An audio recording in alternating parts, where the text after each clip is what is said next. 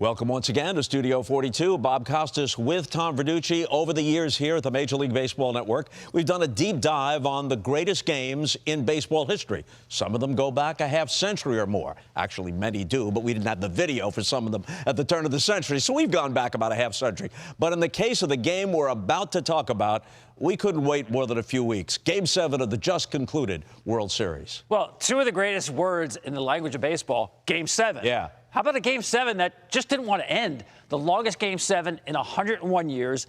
And, Bob, it was like a great movie where there's just so many twists and turns, and you never get tired of watching the movie. And actually, through the first 6 games, no matter what had happened in Game 7, it was already one of the best World Series. But we're about to see that Game 7 put some major icing on the cake.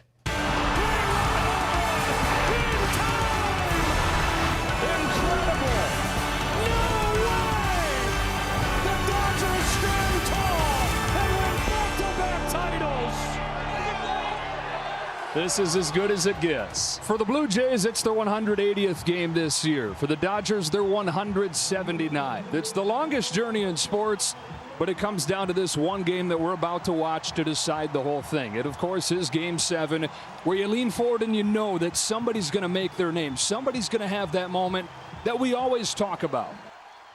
Well, as it turns out, Joe, more than one somebody is going to have a moment. All the Blue Jays, it seemed, and all the Dodgers rose to the occasion. So, too, did Joe Davis in the booth, as you're about to hear. Let's kind of get up to speed here for those who may not remember all of it and who possibly could. Game 1, the Blue Jays served notice. This is a competition, not a coronation. Addison Barger has connected on a grand slam to break open Game 1. Yeah, it was a close game until the Blue Jays scored 9 runs. Right. One of the biggest innings in World Series history to take that one. Then, of course, you get to Game 2. Yoshinobu Yamamoto, complete game. Second consecutive complete game in the postseason. And the Dodgers punch back. World Series mastery. Yoshinobu Yamamoto goes the distance, and the Dodgers win Game 2. Then we get to Game 3, which is on the list of any of the World Series' greatest games, an 18-inning marathon with all kinds of twists and turns, even before we get to Freddie Freeman's second walk-off in as many years in the World Series. Freeman sends a fly ball to center field. Varsho's going back. Freddie Freeman has ended it. It's a repeat hero with the last word on a Game 3 classic. It was epic, not just because it was long, 18 innings, but because there were so many runners on base. There was great defensive plays, great base running. And speaking of base running, Shohei Ohtani was on base 9 times in Game 3. 2 doubles, 2 homers, and then they said, we're not going to pitch to him anymore. So 5 walks, all of them essentially intentional, 4 of them officially intentional. And like any great baseball game, so many subplots. Clayton Kershaw faced 1 batter in this World Series, but with the bases loaded and the game on the line, and he gets him. Who the heck is Will Klein? He's your winning pitcher, 4+ innings of shutout ball. And it was almost as if both teams needed a breather the next night because it didn't have sort of the energy that Game 3 had, to be expected. And then you get to Game 5, and it's Trey Savage. The 21-year-old rookie goes out there and sets a World Series record, 12 strikeouts and no walks. That is an all-time performance. 1-2 to Freeman. There's a dozen for Trey Savage. The rookie goes 7 innings on the road at Dodger Stadium and shuts down the Dodger offense. Before he ever takes the mound, he has a lead because David Schneider and Vladimir Guerrero Jr. moved up to number 2 in the lineup by John Schneider, no relation to Davis. They opened the game with back-to-back home runs off Blake Snell. That had never happened in the World Series either. So then you get Game 6, must win for the Dodgers. How about the ball getting wedged under the padding in center field? When was the last time you saw that? In the World Series, never. It wedges in the bottom of the wall, and it's a dead ball. It's a dead ball. The umpire's hands are up, and the runners will head to second and third. Their hearts are in their throats in the bottom of the 9th inning because a base hit ties it. Maybe the Blue Jays go on to win it, but it ends on another incredible play. Jimenez floats one left field. Hernandez makes the catch. Back to second. Game 7 tomorrow night. Yeah, really a double play out of left field. First time a postseason game ended on a double play on a fly ball to left field. You know, nice running catch and quick throw by Kike. And then Miguel Rojas, whose name is in agate type at this point, but soon will be in headlines, makes a nice pick at second base to end the game. I mean, just so many good things going on. What a game. What a series. The Dodgers have forced Game 7. Unreal. Getting to Game 7, that's a treat unto itself. How about the pitching matchup for Game 7? 41-year-old Max Scherzer, three-time Cy Young Award winner, against Shohei Ohtani. I mean, how about that marquee? Who is about to become the MVP for the fourth time. The last time a World Series went to the seventh game, Max Scherzer started it for the Nats in Houston against the Astros' Zach Greinke. Scherzer, at age 41, as you said, had kind of a rocky regular season, but a good postseason. A very good postseason, and he had more experience than anybody pitching in these winner-take-all games. So you've got it set up perfectly for the drama. But you always know, Bob, in these games, it's not always about the headliners going in. Somebody usually emerges that you didn't see coming. And that will happen, and then some. But talking about Ohtani here, there was speculation. Who's going to start Game 7? It had to be Ohtani because of the rules.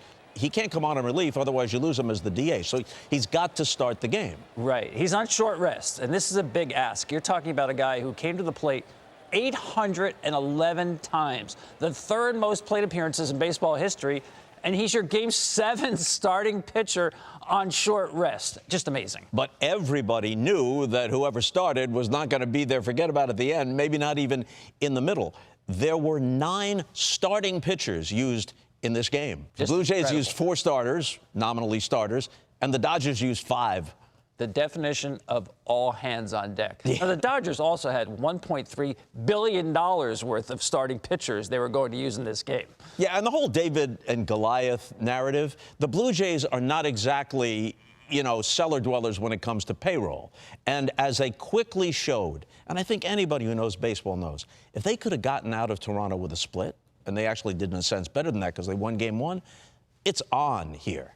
It's on. This wasn't David versus Goliath, despite what had happened in the LCS when the Brewers got blown out by the Dodgers. Yeah, by this point, they've proven themselves. First of all, they're the 5th highest payroll in baseball. They beat the Yankees to win the American League East, beat the Yankees in the postseason series to advance. They struck out less than any team in baseball. This is not a David versus Goliath. They were on equal footing. In fact, you might make the argument that going into Game 7, they actually had outplayed the Dodgers, actually had out-hit them. Case to be made there. Let's take a look at the starting lineups. Not only is Shohei Ohtani the starting pitcher, but he's at the top of the batting order for the Dodgers. He hit 55 home runs during the season. Kind of, if it's possible to overlook something this guy does, that deserves to be emphasized. Will Smith moved up to second because Mookie Betts had been slumping. Mookie goes to cleanup, and that move would pay off. Every move that Dave Roberts made in this Game 7, either with the lineup before the game or during the game, every single move paid off. 100%, including that number 9 spot, Miguel Rojas, who after the Game 5 loss, Dave Roberts told him, you're in the lineup for Game 6. Now, he hadn't had a base hit in a month, literally in a month, but he thought that Miguel Rojas was such a glue guy, meant so much to this team.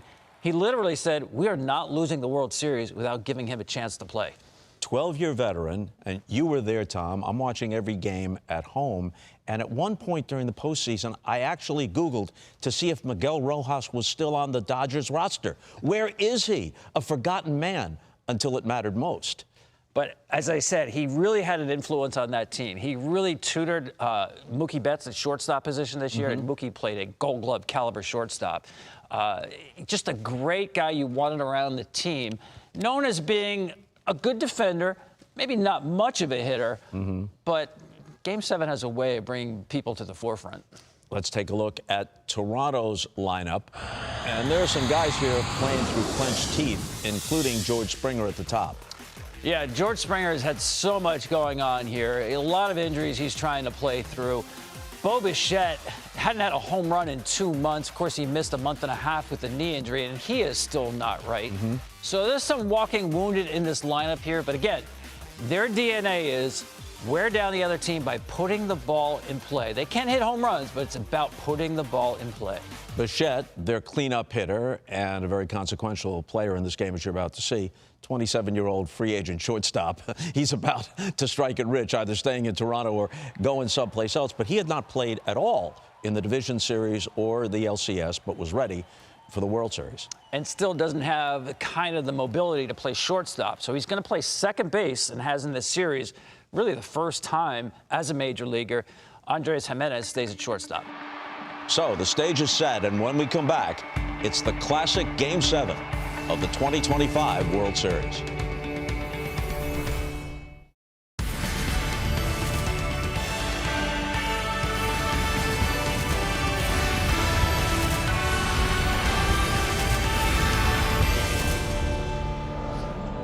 The Dodgers Game 7 starting pitcher is playing in his 175th game this year. Fascinating. Just like the decisions for manager Dave Roberts once Shohei Ohtani starts this game. All four Dodgers starters are in play tonight. Ohtani, Tyler Glasnow, Blake Snell, and yes, Yoshinobu Yamamoto, after throwing 96 pitches last night, has volunteered to pitch out of the bullpen. It's down to simple math. 4 starting pitchers, 1 game to win the World Series. So it was pretty much all hands on deck. 13 pitchers got into this game, beginning with Max Scherzer. Max Scherzer, his 6th World Series start, his 6th winner-take-all game, the most all-time. Well, the first inning, to state the obvious, is like the 9th inning to Max Scherzer. He knows he's not going to be given, this is not 10 years ago where he's going to go 7-8 innings. He's going to give whatever John Schneider deems him long enough, and that is, as long as he doesn't give him a reason to take him out early, he'll be in there as long as possible. Okay, Tom, here we go. It's Max Scherzer on the mound, Shohei Ohtani at the plate. I don't know about you, but this never gets old for me. Watching Ohtani, remember, he's the starting pitcher. He just warmed up in the bullpen, came in, grabbed his helmet, grabbed the bat, and is up there leading off Game 7 of the World Series.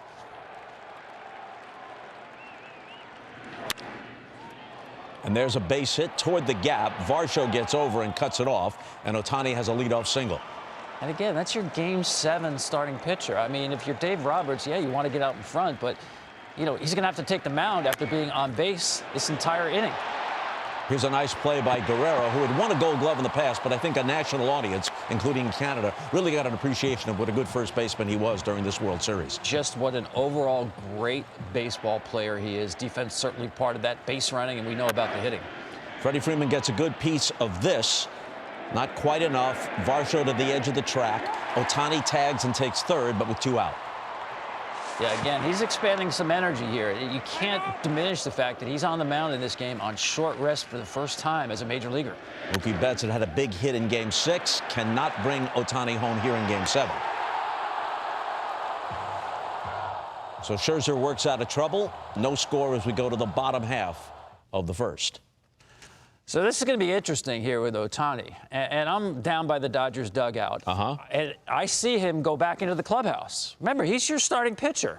Now, the in-between time in between these half innings for a postseason game is about 3 minutes. And there's a clock. And your pitcher's supposed to be done with his warm-ups with about 20 seconds on the clock. A little more commercial time, so it's 3 minutes. A little, so there's extra time in there. I still don't see Ohtani. And in fact, it's probably the first time you saw a World Series game where a pitcher made all of his warm-up throws while the game is being covered live. Yeah. Because he took that long to get out to the mound. Now, there is leeway here. The umpires do have discretion when it comes to allowing a player more time to warm up. But John Schneider's point was, you know, where does the discretion end? At some point, you got to get him out there. And nobody was going to tell Shohei to hurry it up. In fact, the home plate umpire, Jordan Baker, went out there and basically told him, take as much time as you need. And he did. So George Springer, effective in this series despite being compromised by injury, leads off with a single, but then Ohtani strikes out Nathan Lucas and then gets a strikeout, throw him out. It's a fastball to get him. Springer was running. He's tagged, and that's the inning. I guess George Springer thought it was ball 4 and slowed up, so he's an easy out at second. Yeah, I mean, a mistake, but there's no question with the condition he's in running there, he's not thinking about stealing a base, I don't think, but he thought it was, I think, a call that the umpire missed. 2-0. Is hit in the air to right field. Barger's going back on it. Steps out of the warning track, and Tommy Edman just missed it. Scherzer's retired 6 straight since the leadoff hit from Ohtani. Max Scherzer worked the perfect top half of the second, and in the bottom half, Bo Bichette leads things off against Shohei Ohtani.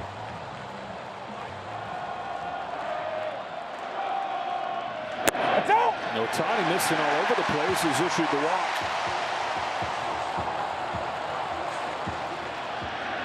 Here's his payoff. Barger cracks one over second and down, and a base hit for Barger. Bichette stops at second, and the Blue Jays are in business in the second. So no score, bottom of the second. The Blue Jays get the first 2 on to start the inning. Ohtani then retires Alejandro Kirk and Dalton Varsho. 2 on, 2 out for the more than pesky, emerging as a star, Ernie Clement. Stay hot, Ernie Clement. That's the fastest pitch thrown all night right there. Now, there's 2 outs.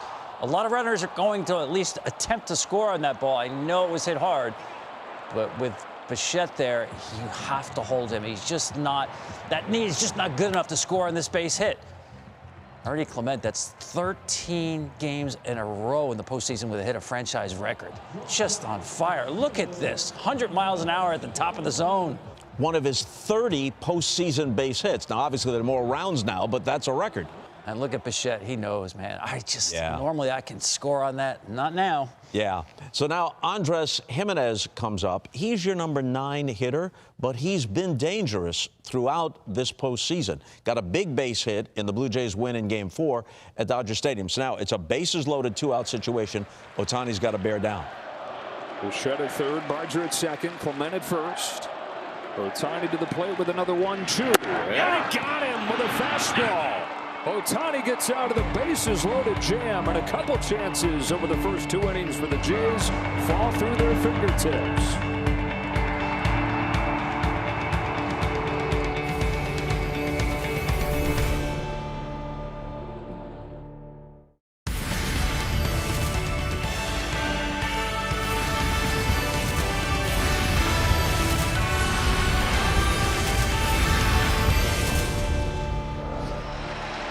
And here's Ohtani, the lone man to reach against him. Yeah, this is how you want to face him. And for Ohtani, unfortunately, he has come up to the plate with less men on than he would like. Meaning he's always seemingly batting with nobody on base. Courts this ball to left center field. Lucas is on the run. He reaches up and makes the catch. Nathan Lucas tracks it down on the warning track. So Max Scherzer works a perfect top of the third after allowing a leadoff hit. He's now retired 9 men in a row. Ohtani making the final out of the Dodger third there, so that plays into the ongoing storyline. Same thing. I'm watching Ohtani go back to the dugout, and he keeps going back to the clubhouse. And I'm saying, I wonder how long this is going to take. It actually took longer than he took to get to the mound in the first inning. There was only 17 seconds left on the clock. At this point, John Schneider's getting even more exasperated. And the first inning, he was on base, whereas here he flies out to end the inning, but he's taking his own sweet time. He's Shohei Ohtani. Yeah, and I get it. I mean, listen, you're not going to have him shorten his warm-up. There's Schneider saying, let's go, let's go. We've talked about this. They're clearly not going to enforce the rule, and there's no reason to make him hurry. And once he's ready, the first man he'll face is George Springer. Yeah, I thought Ohtani's stuff was understandably a little bit down. He wasn't as sharp. He's got 2 strikes on George Springer here, and this is just a hanger of a sweeper. I mean, good job by Springer to stay on it, but nobody out. You got the leadoff man on. And this is Game 7, and Schneider's going to play some small ball early. Yeah, I thought this was interesting. Nathan Lucas is your number 2 hitter, batting against the right-handed pitcher, playing to score that first run. It's only the second time all year Toronto bunted this early, that high in the lineup. But again, putting an emphasis in Game 7 on getting that first run on the board. Now, I'm not sure if they're going to walk Vlad at this point, but after a wild pitch, they will walk him. It made perfect sense the way Vlad's been swinging the bat. It doesn't matter who's on the mound. You just have to avoid him. So first and third with 1 away. Bichette comes up. Pick your poison right here. Dave Roberts will choose Bo Bichette, and it might seem like an easy decision, but Bo Bichette was the best hitter in baseball this year with runners in scoring position. He hit .380 And even though he missed the last month of the regular season, drove in 10 more runs than anybody else on the team.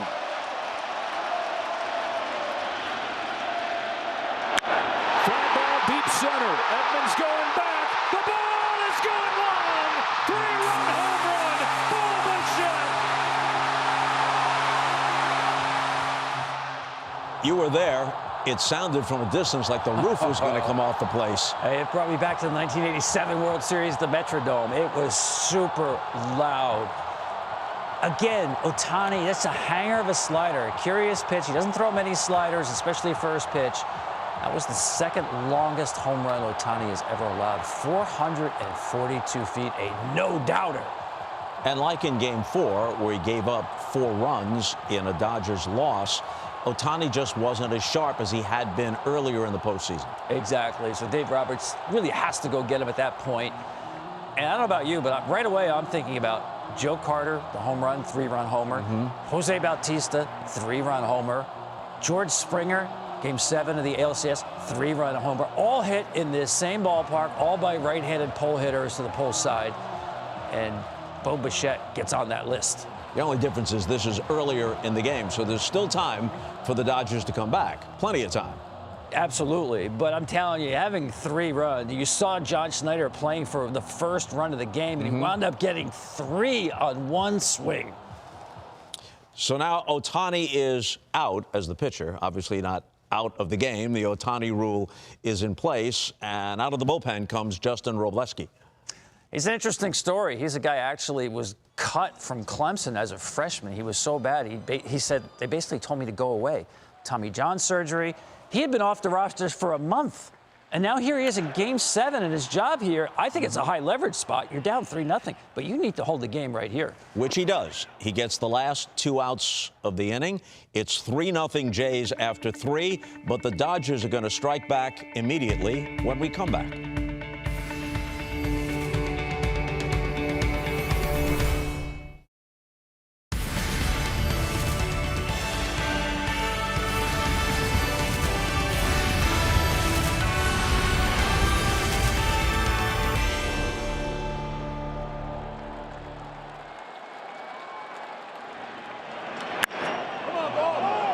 Will Smith drives the first ball, top the deep left center field, and it is off the top of the wall.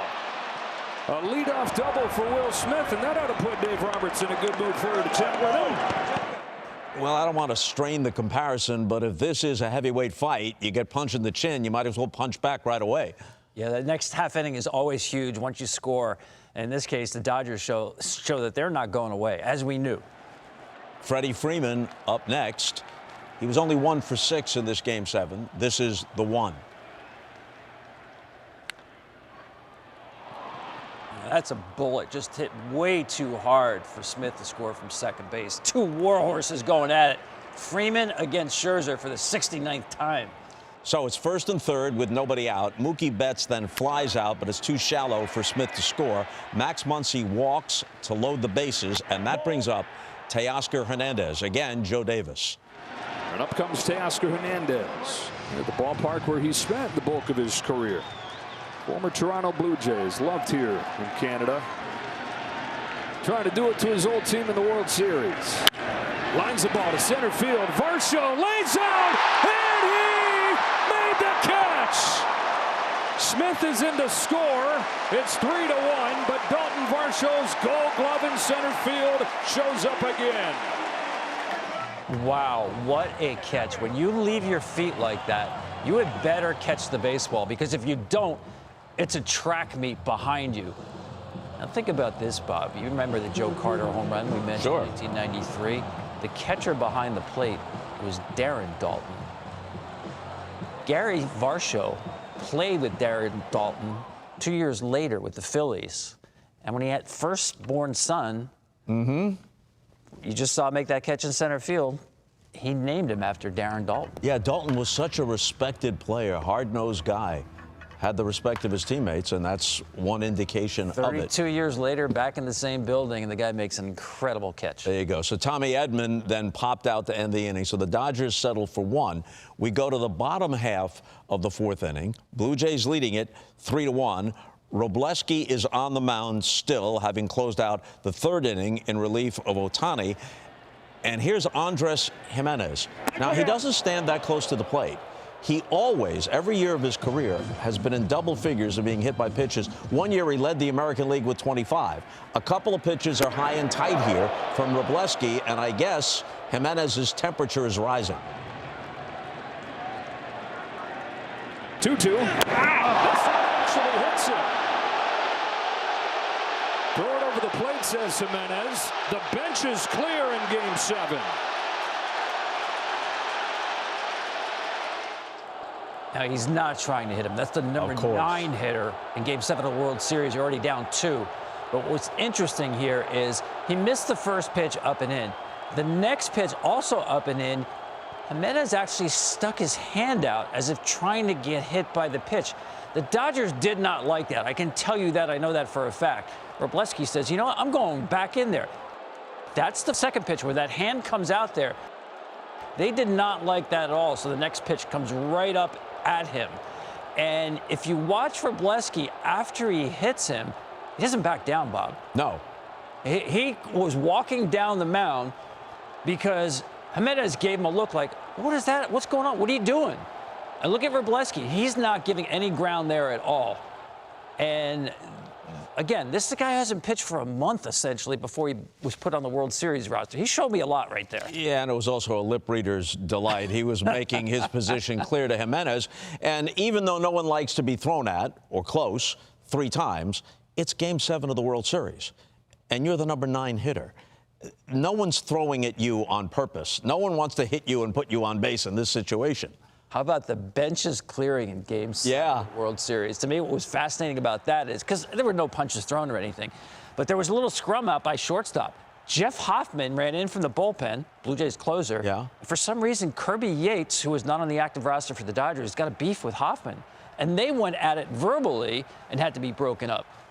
He'll play a big part in this game, Jeff Hoffman. Some past history. You never know. Somewhere along the baseball winding road, there might have been some past history there. But benches and bullpens emptying in Game 7 of the World Series is kind of performative. Rather, yeah, I guess we gotta. So here we go. Why not? All right, here's what happened after that. Robleski gives up an infield single to Springer, then strikes Lucas out. Dave Roberts then will bring in Tyler Glasnow, who gets Vladimir Guerrero Jr. to fly out to end an eventful 4th inning. Still 3-1 Toronto. We come back with the 5th after this.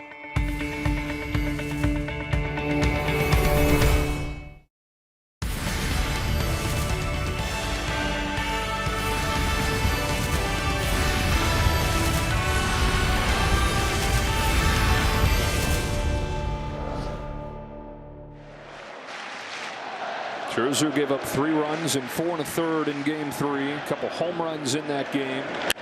That's a shot to left field and a base hit for Rojas.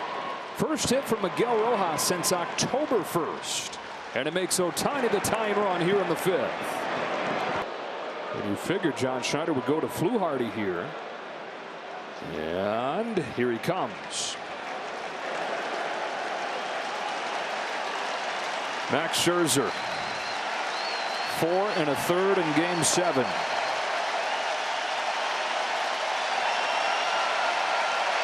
And a Blue Jays crowd that didn't know what they'd get from him this year on a 1-year contract. Watch this magical season end with him on the mound, giving him a chance to win Game 7. So Scherzer walks off. He wants to pitch next year. He's got the stuff to do it. I thought he threw well in this game. 41 years old. Now, keep that pitch in mind to Miguel Rojas. That was a hanging slider. First base hit in 31 days.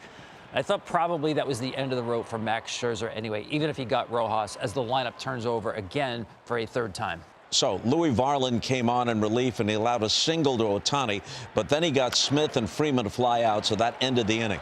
Tyler Glasnow worked the scoreless bottom of the 5th, and in the top of the 6th, Chris Bassett comes out of the bullpen in relief for the Blue Jays. He issues a leadoff walk to Mookie Betts, followed by a Max Muncy single. Then after Teoscar Hernandez grounds into a force out at second, it's runners on the corners with 1 out, and Tommy Edman is at the plate for the Dodgers. Jays have had their moment. They've gotten their big swing. Dodgers still waiting on theirs. Bassett's 1-1. Edman flies it to center field. Varsho sizes it up. Here comes Betts. Here comes the throw. It's way up the line, and it's a one-run game. Sacrifice fly from Tommy Edman, and it's 3-2 in the sixth. Yeah, good offensive execution by the Dodgers. 2 sacrifice flies in this game, getting the runner in from third base with less than 2 outs. We're going to see that plays a role later on for Toronto on the negative side. So now Bassett working with 2 on and 2 out and protecting the 1-run lead with Ohtani looming in the on-deck circle, faces Miguel Rojas, and he'll get him to ground out to end the inning. And again, pay attention to that pitch. That's a full count fastball. Go right after him. Bassett leaves the runners on base to keep the game right there. Toronto leads it 3-2 as we head to the bottom of the 6th. And here's that man again, Ernie Clement, leading off against Glasnow.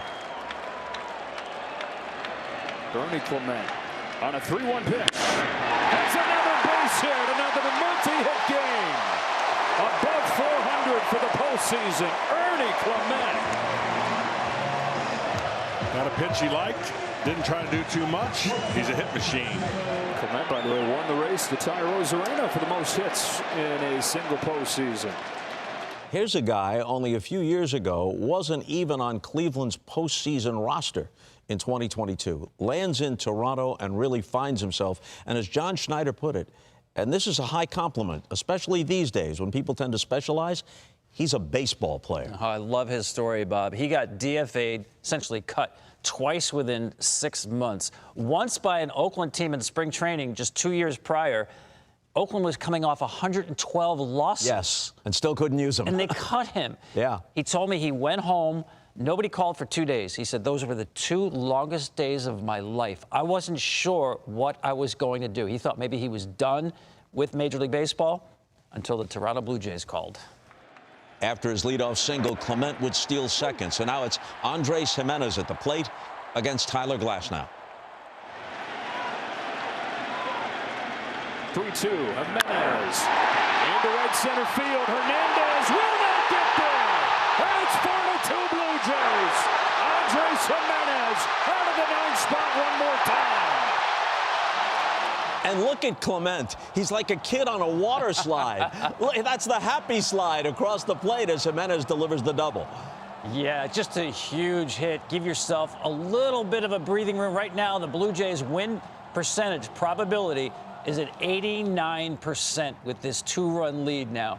And that win probability would have jumped up even higher if the Blue Jays could have gotten that 5th run home from second base with nobody out and the top of their order coming up against Tyler Glasnow. And that is going to be a recurring theme for the Toronto Blue Jays. They were great all year long. The best of baseball, getting guys in scoring position. But between Glasnow, Snell, and Yamamoto, 3 times they're going to pitch out of jams with the runner on second base and nobody out and not let the run score. It's huge. Glasnow got Springer, Lucas, and Guerrero Jr. to end the inning and keep it at 4-2. And as we move to the late innings following this break, as you know, the Dodgers are going to punch back.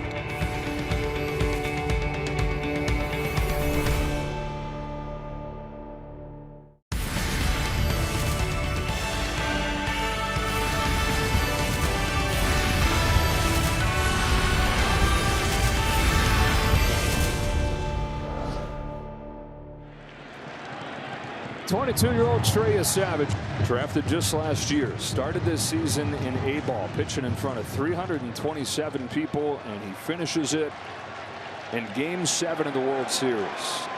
Ohtani at first, Freeman at the plate, the tying run. The Savages 2-1.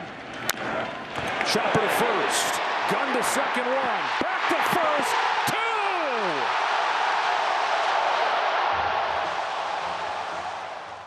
Couple of points worth reiterating here. So many subplots. Even a great story like Trey Savage, which might be the lead story in other World Series, could be kind of forgotten. But what a story that is, as Joe Davis just laid out. And it's just 2 days of rest after he pitched that gem in Game 5. How about that double play by Vlad Guerrero? Just his baseball IQ. Left-handed hitter, Freeman in the box. When the pitch is thrown, he doesn't jump off the line. He guards the line, as he should. He's right there to make the play, and he makes the aggressive play of throwing to second base, with Shohei Ohtani, who's 6'4", running down to second base. That throw had to be perfect. Bob, I know a lot of first basemen. We're going to take the conservative way out. Just step on first base. Now there's 2 outs with the runner on second. Let your pitcher go get that third. He made a tremendous clutch play. He did it all postseason. Yeah, as you're watching the game, in your mind's eye, in that split second when he fields the ball, you're just anticipating he's going to go to the bag. Instead, he makes the aggressive play. They turn it into a double play. Guerrero had won a Gold Glove previously, but I think for a lot of people, seeing all the tremendous plays he made throughout the postseason, this is a revelation. It was not just the way he played, but the body language, the leadership. We saw that throughout. You saw it after that play. You know, John Schneider said he raised his game to a different level. He signed that contract. Remember, he could have been a free agent after this season. $500 million to stay there with Toronto. And he basically said, this is my team now, and I'm going to lead it. And you know what? When you grow up, literally grow up in and around the game with his Hall of Fame dad, that translates not just to genetic talent, that translates to baseball IQ. It was fun watching him play every game. The ability of Vlad Guerrero and the leadership, it was the entire package. Nobody wanted it more than Vlad. And we're likely looking at someday a father-son Hall of Fame duo. Wow. Okay, so on to the bottom of the 7th now, and Emmett Sheehan has come in relief of Tyler Glasnow. He does his job, keeping it a 4-2 game. Varsho's down on strikes. Can the offense wake up before it's too late? Betts, Muncy, and Tasker Hernandez coming up. Well, as Joe Davis said, time is running out for the Dodgers. And after Yusevich gets Mookie Betts to lead off the top of the 8th, the Jays are now 5 outs away from a world championship. But up steps Max Muncy. The 1-1 from Yusevich. Muncy hits a high drive to deep right field, headed for the pole and gone. Max Muncy brings the Dodgers back to within 1 with a no-doubt shot. It's 4-3 in the 8th.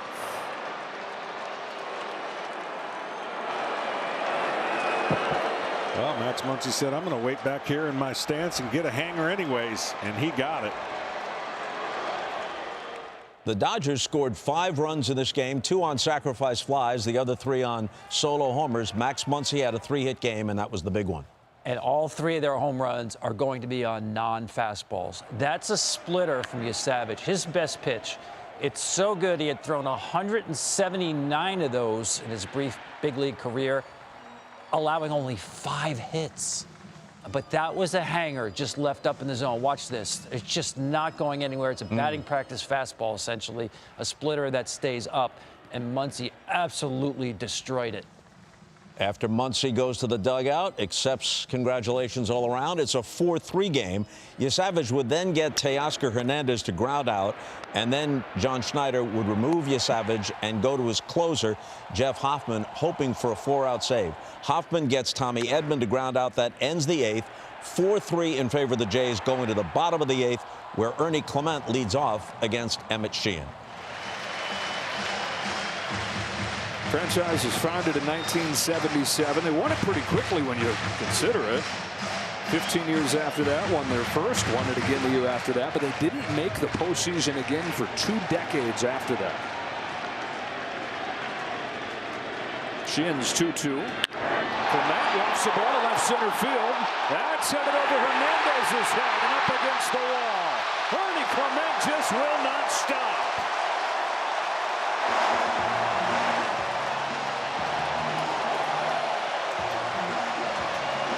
His 30th hit of this postseason, the new record.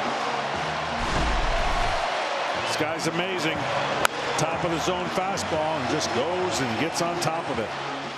Ernie Clement, are you kidding me? There's the record. 30 hits. How about this? His 3rd hit in this game off 3 different pitchers. That finishes Emmett Sheehan. Dave Roberts goes to the bullpen for yet another starter, 2-time Cy Young Award winner, Blake Snell.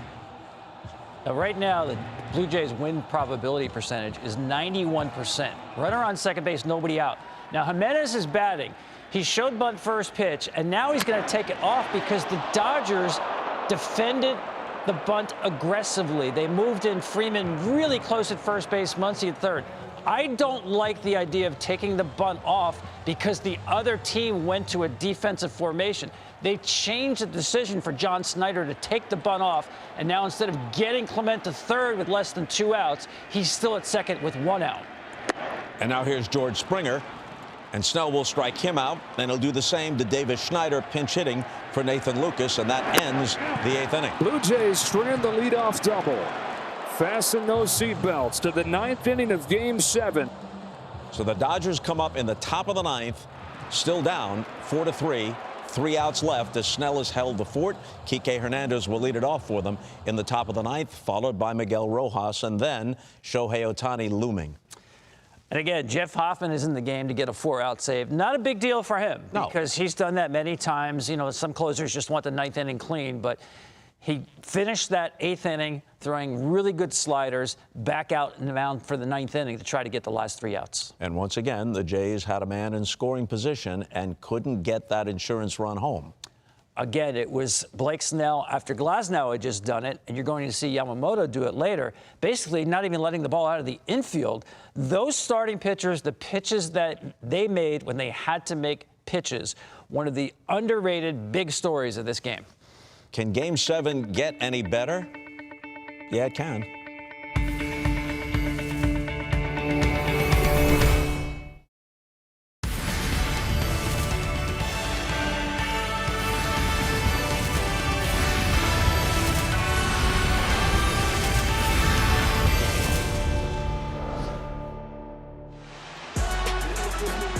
'93, the last time the Blue Jays won it all. Last time there was a Canadian Stanley Cup winner was the Canadiens in '93. Raptors won it in 2019. That's the only Canadian NBA title. They've been waiting a long time to have another Blue Jays championship. They're 3 outs away. Dodgers force Game 7. Blue Jays in position to win it. On a 1-2 pitch, Hernandez chases strike 3, 1 gone in the ninth. So Kike Hernandez chases the wicked slider down and away. That's out number 1. And if you're a Dodger fan, you're thinking maybe Rojas can get on. And then we got Shohei. Yeah, I mean, right now, the win probability has never been higher for the Blue Jays to win this game, 91%. And you think about it, throughout this postseason, teams were 0-42 going to the 9th inning, trailing. In World Series history for a Game 7, 2-33 trailing going into the 9th inning. Of course, 2001, the Diamondbacks came back from the Yankees. The other, you were there, 1997, the Marlins and Cleveland. Mark Shapiro was in the front office for Cleveland. And he remembers John Hart being asked to go into the clubhouse in preparation for the celebration. And John Hart watched it unravel on TV. He didn't want to go. He's surrounded by champagne that was never opened. Mark Shapiro now finds himself in the same situation with Toronto, 2 outs away. Yeah, Hart didn't want to go back in '97. Baseball superstition. I don't want to jinx it. They made him go. Baseball protocol. You have to be there. And then it all slipped away, and eventually they lost it in the 11th inning. Okay, up comes Miguel Rojas. Here's a guy who, as Tom has said, has been invaluable in sort of an under-the-radar way throughout the season, but he's going to come up huge in just a minute. Yeah, the sequence of this at-bat is fascinating. There's that good slider again from Jeff Hoffman. Now, the fastball he throws more than any other pitch, but as far as run value, it's the slider. That was not a good one, so he gets the count back to even. Remember, he's got Shohei Ohtani on deck, Hoffman, so he has to be aggressive pitching to Miggy Rojas there. There's a fastball that misses. Now he's falling behind. He knows he's got to get back into this count against Miguel Rojas. And give Rojas credit here because he is not going to go quietly at all throughout this at-bat. There's a fastball fouled away back into the count now. How are you going to put him away here? The key is you cannot get to a 3-ball count. You don't want to be in a situation where you must throw the ball in the strike zone. You want to try to get him to chase the way he got Kike Hernandez to chase the slider. Another foul ball. He's thinking, you know what? I'm going to go back to my slider here. That's fine. 2-2 slider is a fine pitch, but you have to make sure you make it at least tempting for Rojas, and he doesn't. That's not a good one at all. Now the problem here is he must throw the ball in the strike zone. Well, Hoffman knows this has got to be an action pitch, and what I mean by that, you got to make him put it in play. He's got to swing at this pitch, meaning it has to be close enough because you do not want to walk him. You do not mind giving up a hit right here, but it cannot be a ball 4. And then Ohtani comes to the plate. Payoff. Drilled to left field and deep and gone! No way! Miguel Rojas! Dave Roberts played his gut. The guy hadn't had a hit in a month. And in the 9th inning of Game 7, he's hit a tying home run. The most unlikely source has changed Game 7. It's tied at 4. Rojas has given the Dodgers life. Wow. Yeah. I mean, I hated the pitch because to throw a slider 3-2 where you cannot afford to walk the player, it has to be in the strike zone the whole time. Watch this pitch. It's in the zone the whole time. It's the only pitch he can hit for a home run. It had to be a fastball there. He's not a good velocity hitter, Miguel Rojas. Slider bat speed, you just gave him the one pitch he could hit out of the ballpark. Now, give him credit.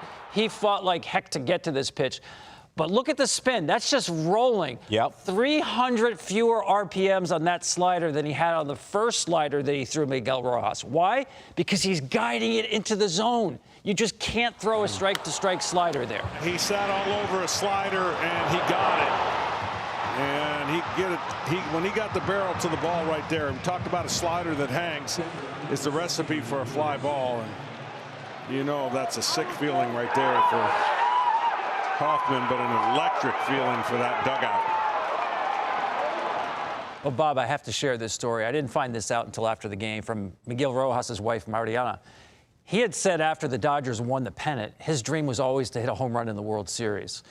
Well, as he's leaving to go to the ballpark for Game 7, Mariana says to him, "You're going to hit a home run tonight." Wow. And he says, "Well, what are you talking about?" I mean, he hasn't hit a home run off a right-handed pitcher all year, except for a position player. That doesn't count. Mm-hmm.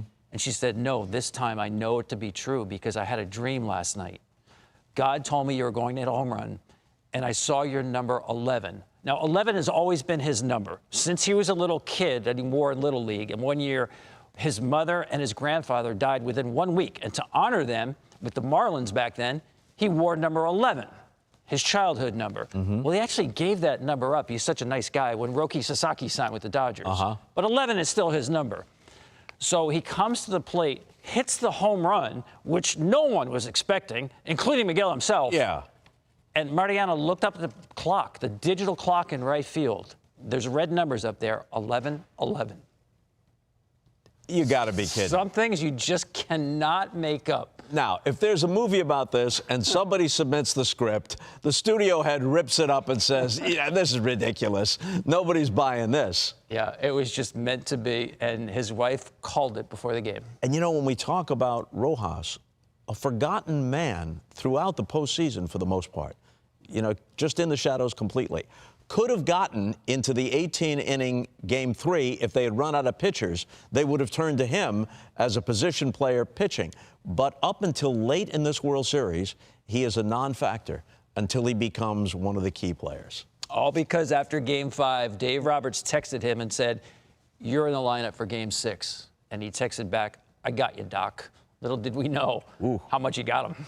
Yeah, in fairness to Hoffman, he had 33 saves during the year. Just a so-so, +4 ERA during the season. But he had been very effective in the LCS and in the World Series to this point. Vulnerable to the home run ball, though. That was a problem throughout the season for Jeff Hoffman. And if you go back a couple of years pitching from Philadelphia against the Braves in the postseason, pitching to Austin Riley, 3-2, gave up a go-ahead home run, same exact pitch, a strike-to-strike slider. Wow. All right. Well, he regroups. Speaking of Hoffman, he gets Ohtani to fly out. He gets Will Smith to strike out. And now the Blue Jays come up in the bottom of the ninth in front of their home crowd with a chance to win it. That's when we come back.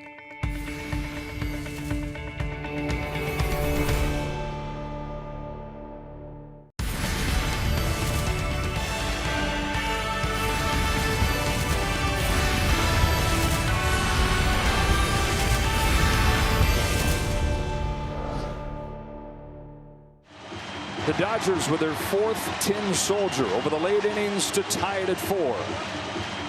Blue Jays have the right guys coming up, though. Vlad Guerrero, Bo Bichette, Addison Barger against Blake Snell. The only walk-off home run in Game 7, 1960. High drive to center field. Back goes Tommy Edman. Onto the track, he's got room. He just missed. Bottom of the ninth, and Guerrero on a 3-0 pitch, and almost everybody in the ballpark thought that was gone. Yeah, you heard that groan when they realized it was caught by Tommy Edman. Great pitch by Blake Snell. 3-0 count, leadoff hitter. He threw him a changeup. Just moved enough off the barrel of the bat to keep it in the ballpark. That brings up Bo Bichette, who had earlier had a 3-run homer, which had given the Jays an early 3-0 lead. Here he is in the bottom of the ninth, 1 out, nobody on. And he delivers a base hit. Kike Hernandez playing deep, plays it on a hop. And now Bichette, with the bad knee, is going to be removed from the game. And in comes Isaiah Kiner-Falefa to run for him. And that turns out to be a fateful decision.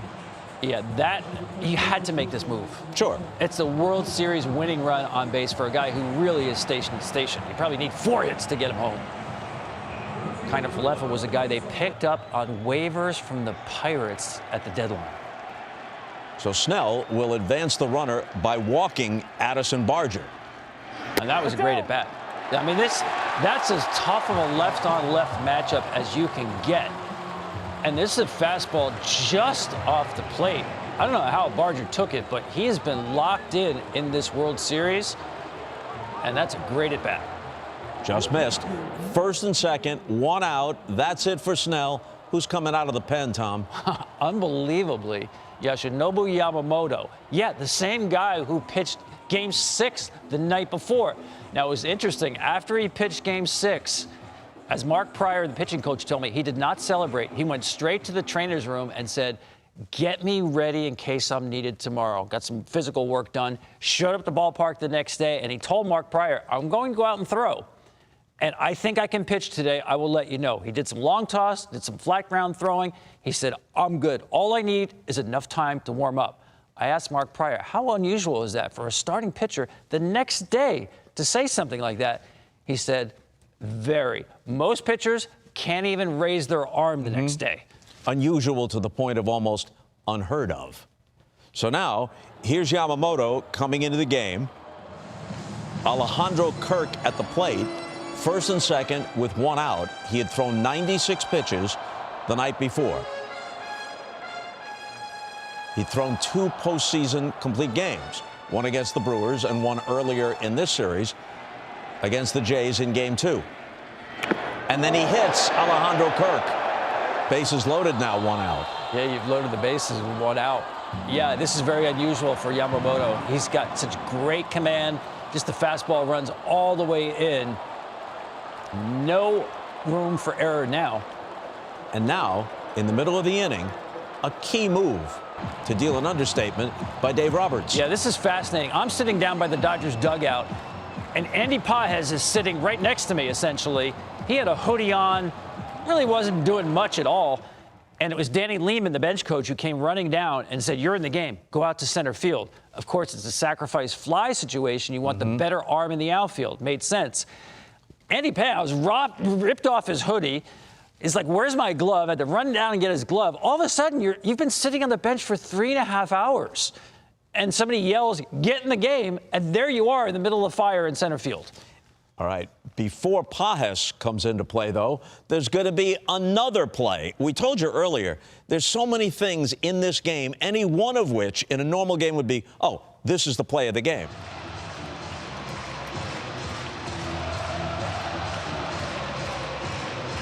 Hit machine. Ernie Clement waits on deck. Bases loaded, 1 out. 1-2 pitch. Varsho. Roller to second. Rojas comes home in time. And it's Miguel Rojas who ties it in the top of the ninth, saves it in the bottom of the ninth. Joe Davis had it exactly right, the perfect caption there. But look at Rojas. For just a second, he stumbles, and that made it a razor-close play. Just a little bit of a stumble, gathered himself just in time, threw somewhat of a strike to home. I say that because watch the play by Will Smith, who had to stretch, leave the plate, and then return his foot barely in time. Folks, we're talking about the difference between the Blue Jays winning the World Series or not. That's how close this play is at the plate. Will Smith did an incredible job to secure that out. Jordan Baker gets this call right, and now we're beginning to see the angles that make it clear. Smith had the presence of mind to realize he had to tap again because reaching for the ball, his right foot had come off the plate, then he gets it back down. Baker is perfectly situated. He makes the right call, but naturally the Blue Jays are going to challenge. Yeah, I thought the umpiring throughout the series was terrific, and you're right. In real time, Jordan Baker got this one right, and it was not an obvious call. And it's the right thing to do, and if the replay showed that the call should have been overturned, that's the way it should be. But you would have hated to have a World Series, any World Series, but one this great, and in a replay booth in New York rather than on the field. Yeah, I'm not sure how I would have felt about that, having a World Series decided on a walk-off replay call. Not very exciting, and it didn't seem apt the way these teams just kept going at it. All right, we've seen several replays of the end of the play at the plate, but what about the beginning as IKF takes his lead? Yeah, I thought he got way too much blame for this play. Now, it is a very short lead, but I need to explain to folks what happened here because right before the first pitch of the Varsho at bat, Carlos Feblis, the third base coach, tells him, stay close to the base. Do not get doubled up. Now, and a lot of times you're going to say with the runner on third, well, maybe you should take your lead as far from the base as the third baseman is from the base. That's true with 2 outs. Less than 2 outs, that's not true because you have to defend against the possibility of a line drive double play. Innings over if that happens, right? So he is instructed, make sure you don't take a big lead. After the first pitch, you can see him take his lead. Right before he takes his lead, Feblis walks out to the baseline. You can see him draw a line in the dirt with his foot. He's essentially marking the spot where he wants him to go no further. And that's exactly where IKF takes his lead. Now, in this circumstance, the proper thing to do here with less than 2 outs, again, don't go as far as the third baseman, but you should go about 2/3 of the way. Max Muncy is a little more than 15 feet away from third base. IKF should be about 10 feet off of third base. He's only about 8 feet. Those 2 feet are the difference between the Blue Jays winning the World Series or not. And to his credit, all he's doing is following instructions. Now, you can also say, well, he should be taking a harder secondary lead. There's a lot of coaches and managers who say, no, again, if there's a line drive and you take a hard secondary lead, now you have to really scramble to get back to the base. That's where we see guys lose their balance, fall down, get doubled up. You want to be moving towards home, but not really strong towards home. So I'm not faulting him there. And the other criticism is, well, he should run through home plate. Don't slide. Bob, I've never seen that before. And we're going to see Mookie Betts later slide on the same exact play. Everybody slides at home, partly because your responsibility is make sure there's no double play. Hit the catcher if you can to make sure there's no return throw to first base. It's not the thing that expects someone to run through the base in that situation at home. You slide at home. The World Series was on the line here on the length of the lead. The proper thing to do in this situation is to be conservative with your lead. Their mistake was, between Feblis and IKF, they overcorrected. They went super conservative, and that 1 or 2 feet that he should have had initially from his lead cost them scoring the winning run. That concern about the line drive double play was not theoretical because earlier in this game, Jimenez had hit a line drive at Muncy with the infield in. Almost an identical situation. Now, Varsho's a different kind of hitter, but he is a left-handed hitter. I'm sure they had that in mind. Absolutely. It's the proper thing no matter what the circumstance, but especially since you've literally just saw it or a few minutes earlier. And if you watch at first base, Alejandro Kirk is a runner at first. he's back in Little League. He's literally not even taking a lead off the base. They're so concerned about a line drive double play. It's again, it's the right thing to do. They just overcorrected. And now the Dodgers, by the narrowest of margins, are still alive. But who do they have to deal with? Ernie Clement.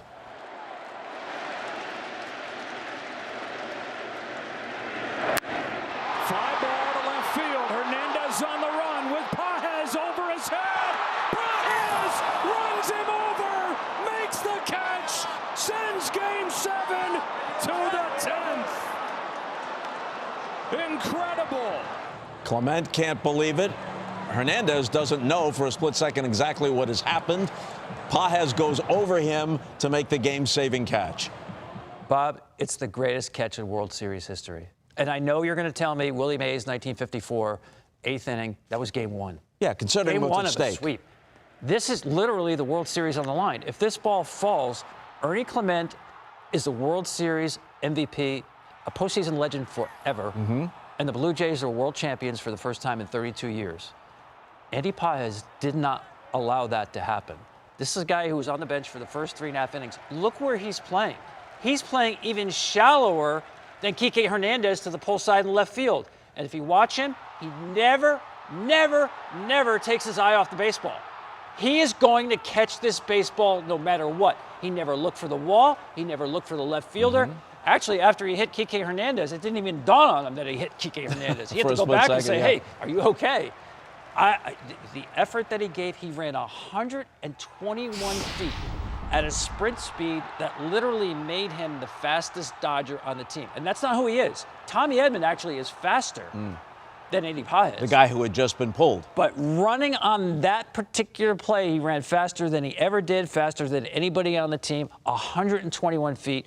The greatest catch, circumstances considered, in World Series history. Something to be said for adrenaline, speeding him up. Do you think that Hernandez had a chance to catch it over the shoulder? He said afterwards that he thought he could have caught it. I think he had a chance, Bob. It would have been an extremely difficult chance. You saw how shallow he was playing, and that ball was over his head. So he was tracking the baseball, but catching that ball directly over your head, going face first into the wall, he had a chance, but not a great chance. So, a great World Series, a certifiably great 7th game, continues into extra innings after back-to-back plays, which by the narrowest of margins extend the game.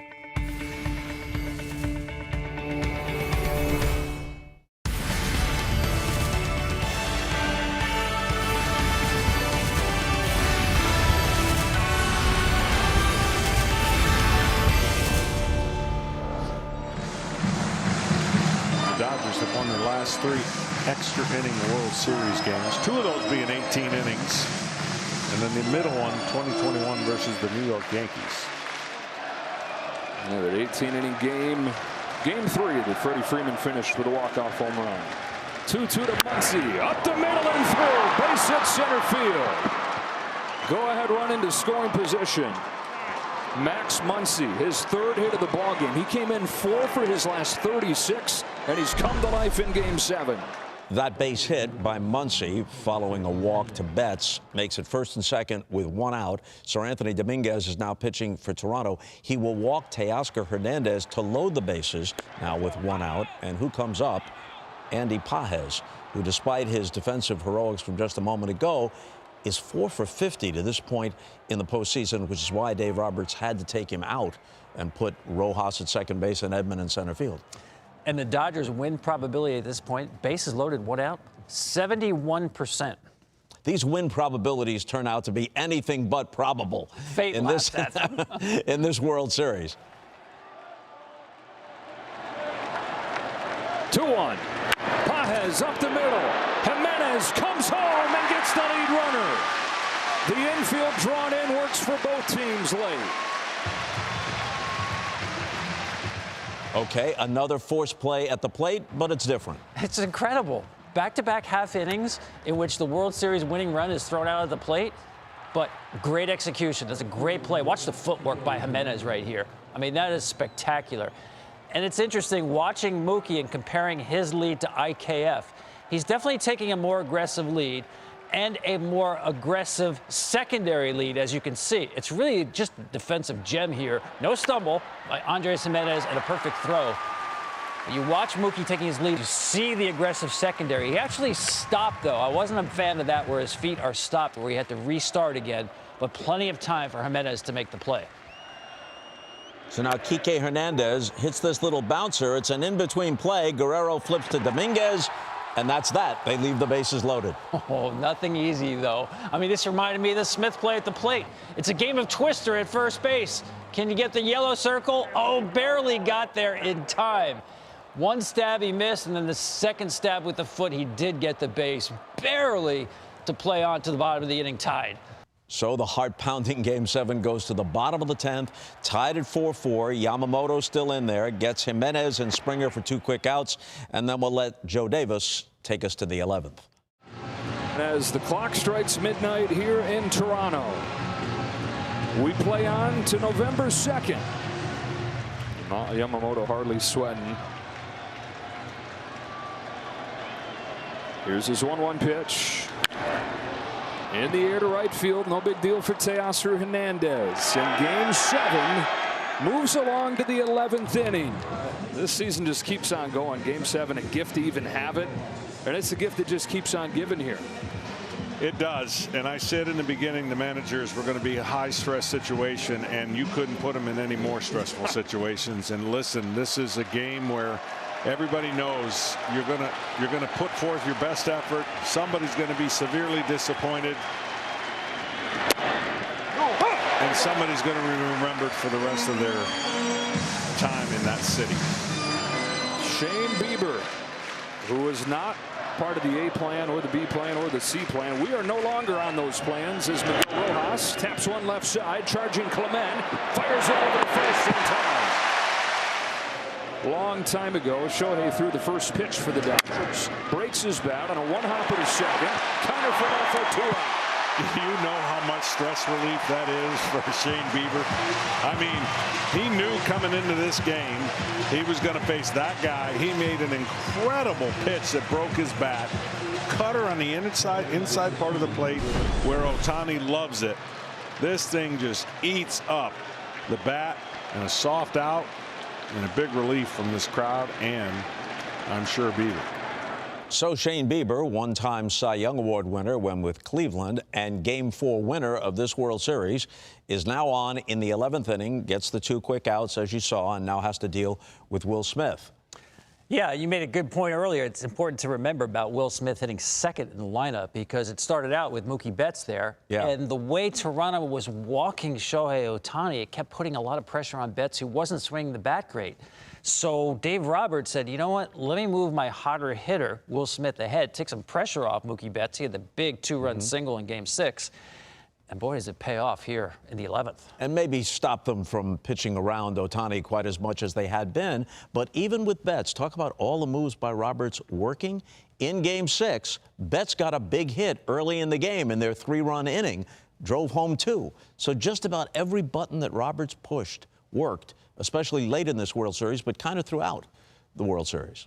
Yeah, and we're going to see with Will Smith, I mentioned 3 home runs by the Dodgers in this game. And all 3 home runs hit off not fastballs, off speed or spin. And this World Series set a record. Fewest fastballs ever.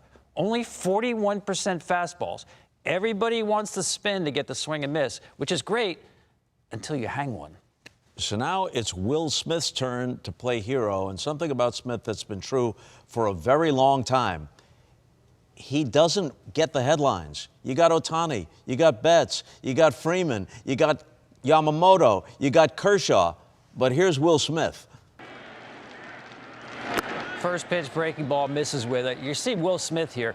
It's important to remember, he has caught all 73 innings in this World Series, all 1,222 pitches thrown by Dodger pitchers. It's the 11th inning here, been playing for almost 4 hours. And he caught 18 innings in Game 3. Count in his favor, 2-0, another breaking ball coming. Smith, it's a high fly ball to deep left field. It's got a chance. It is gone. It's Will Smith in Game 7.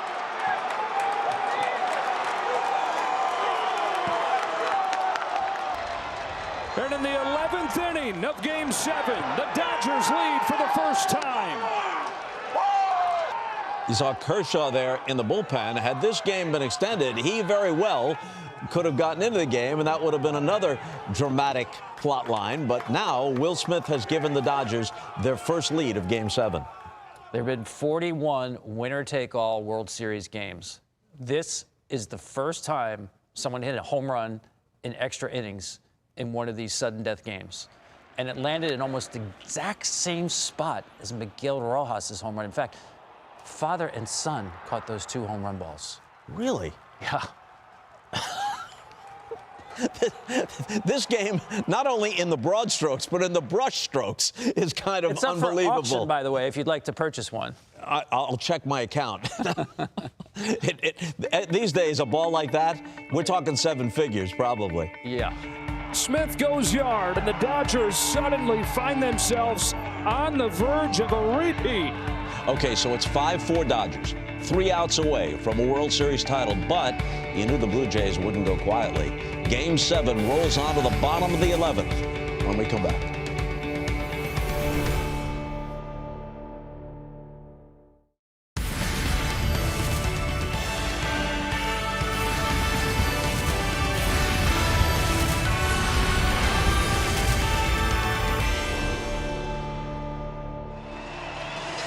Well, this whole battery for the Dodgers, 3 outs away from legendary status in the World Series and in Game 7 history. Yoshinobu Yamamoto tries to go the final 2+ innings and make Will Smith's home runs stand up. We roll on, and the Blue Jays, you had to anticipate this. They weren't done yet, especially with Guerrero Jr. set to lead off against Yamamoto in the bottom of the 11th. Jays took the lead in the 3rd inning. Had it until the 9th. Dodgers tied it on the Rojas home run. Now the Smith home run has LA in front. Guerrero hooks one down the line towards the corner. It's a fair ball. It's extra bases. Tying run in scoring position in a flash.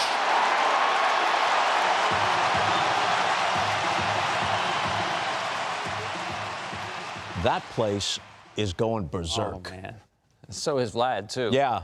3-2, 97 on the hands, and somehow it just turned it around to left field. Once again, here's Toronto. Runner on second base, nobody out. This is Bichette's spot in the order, but he's been replaced earlier as a pinch runner. IKF has come into the game. It's an obvious bunt situation. Yeah, I mean, there's no question here. This is the play to get the runner over to the third base. I want you to watch Yamamoto on this play and how quickly he gets off the mound. This is a great bunt by IKF. I mean, that's a shortstop who's a pitcher in Yamamoto. What a play. Guerrero to third. He's trying to gather himself. Nobody can believe the game that they're in. And it's going to bring up Barger. Yeah, this is interesting. Mark Pryor, the pitching coach, is going to come out to the mound. I love what he does here. You're going to deliver the message, and the message is don't take any chances with this guy. Barger's been red hot. The message is do not throw him a fastball. Do not throw him a strike. And look who's up in the pen. Just in case, Clayton Kershaw.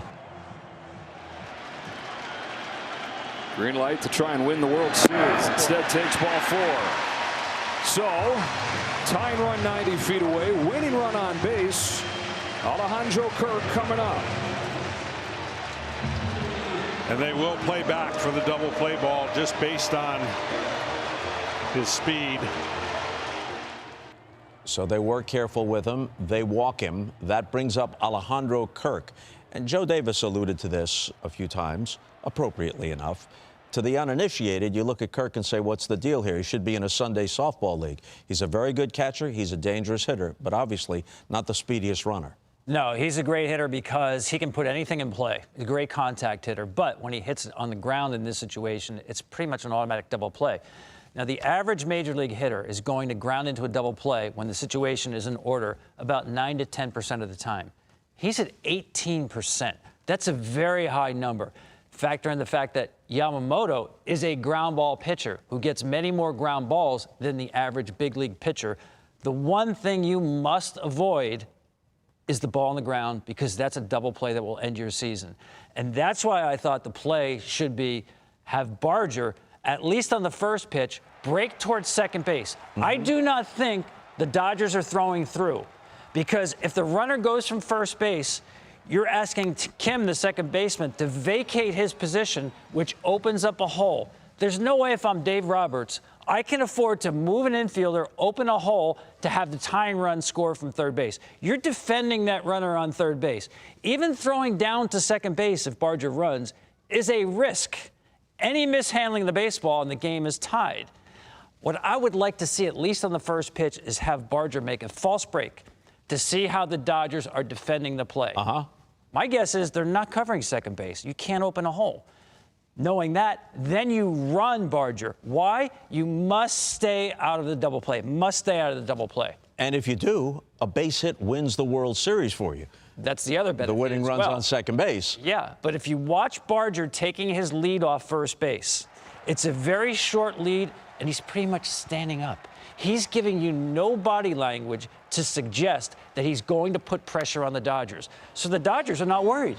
There's no throw to first base to keep him there, see if he's running or not. He's giving you the body language that says, I'm not going anywhere, folks. And I think that's where you have to be a little bolder. And I know what people are going to say. Worried about the line drive double play again, right? Well, a line drive double play, first and third, happens less than 1% of the time. There's no way something that's that rare is going to influence me about doing the right thing. I don't make a decision based on being afraid of something that happens 1% of the time. Whereas with Kirk, as you just said, if he hits it on the ground, it happens close to 20% of the time, close to 1 in 5. Yeah, and the way Yamamoto can pitch, he can get a ball on the ground. So again, this is a World Series filled with big moments, but also countless little things either done or not done, any one of which might have swung the outcome. So here's Kirk, who had 2 hits earlier in the game. And Yamamoto is so good with 6 different pitches and the way he commands the baseball. Starts him off with the cutter well off the plate. Now, he's very aggressive. He's going to chase that pitch, but that looked like a strike. That's not a terrible pitch to swing at.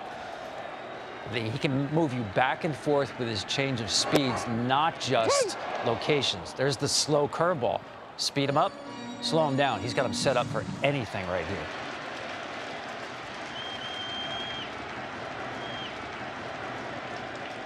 Here's the 0-2 pitch. Kirk bounces one up the middle. That's to the bag. Over to first to beat the champ. You gotta knock him out. The Dodgers stand tall and win back-to-back titles. And appropriately in this wonderful World Series, not just a game-ending and series-ending double play, but an artistic play. A beautiful play by Mookie Betts. That's a Gold Glove right fielder who essentially played a Gold Glove shortstop, and the ball's in his hands to end this World Series. And what a job by Yamamoto. I mean, Bob, we'll be talking about this for years in the same way we talk about Walter Johnson and Randy Johnson and Madison Bumgarner. The heart to go out there and just take the ball in the first place, but then to execute with fatigue had to be a factor. You can see the appreciation of his manager, Dave Roberts. And you know, as trite as it sounds when you say this after a big sports event, it's really true here. Nobody lost this World Series. The Dodgers, by the narrowest of margins, won it, but the Blue Jays acquitted themselves so well. I'm glad you said that, Bob, because when we talk about greatest World Series ever, to me it means there's glory on both sides, the winning side and the losing side. No better example of that than 50 years ago. The Red Sox and the Reds. The way the Red Sox acquitted themselves, especially winning the game in the 12th inning and the fifth home run in Game 6, and then Joe Morgan wins it in Game 7 with a base hit in the 9th inning. And here we are again with the Blue Jays literally having their heads high after losing the World Series. In fact, the headline in one of the Toronto papers the next day was, "Hearts broken, heads high." Did this epic, nearly unbelievable game cap off the greatest World Series of all time? We'll have final thoughts on Game 7 and an unforgettable World Series when we return.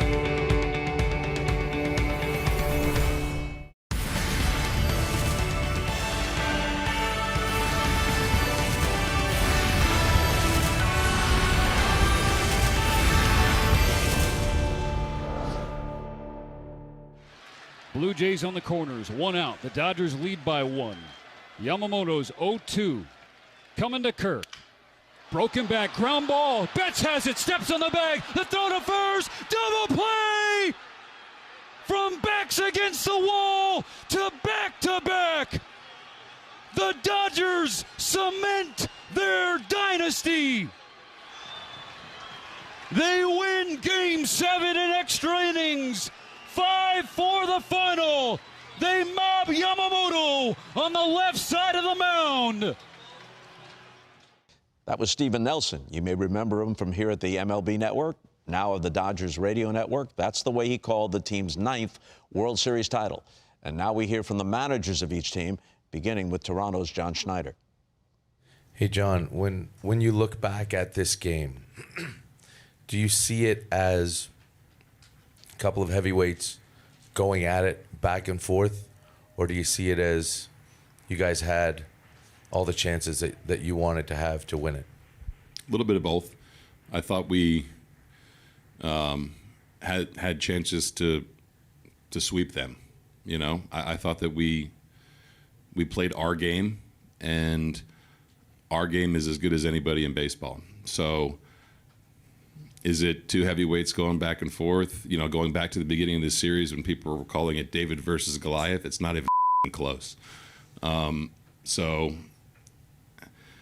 they're good. I put this group of guys against any other 26 players in the entire planet. Yeah, we had our chances. We had our chances to beat them soundly, you know, and we didn't, and that's baseball.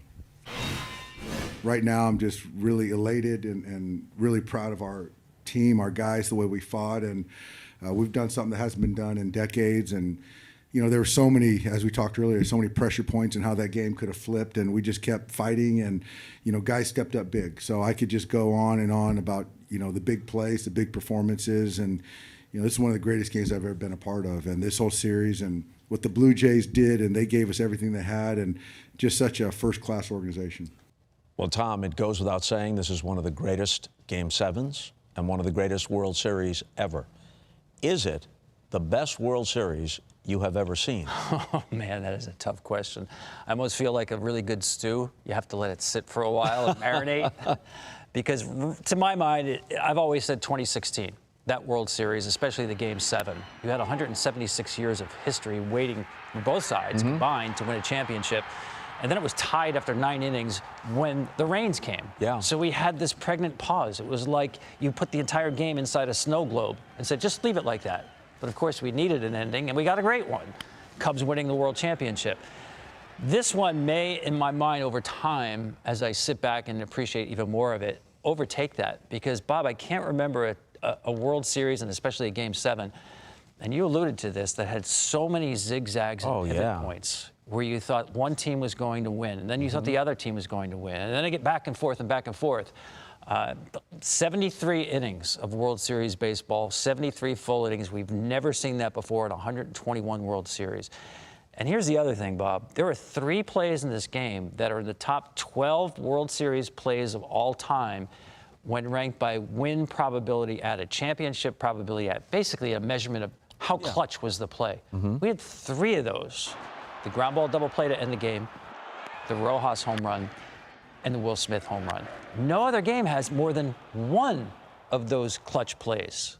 So it may very well be the greatest World Series and the greatest Game 7. And then throw in Rojas's throw to Smith to prevent the Jays from winning, and Pajes's catch to do the same thing barely a pitch or two later. The first World Series I remember seeing, I was 8 years old, Mazeroski's homer, climactic moment in an incredible 7th game.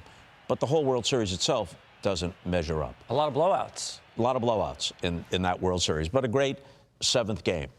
In '69, when the Mets win it, it's an amazing thing, but it's a 5-game World Series. There were great performances within World Series, Koufax, Gibson, Lolich, but that doesn't elevate the World Series itself to this level. 75 World Series, that was our greatest game when we counted them down a decade and a half ago here on the Major League Baseball Network. And it's still in that discussion.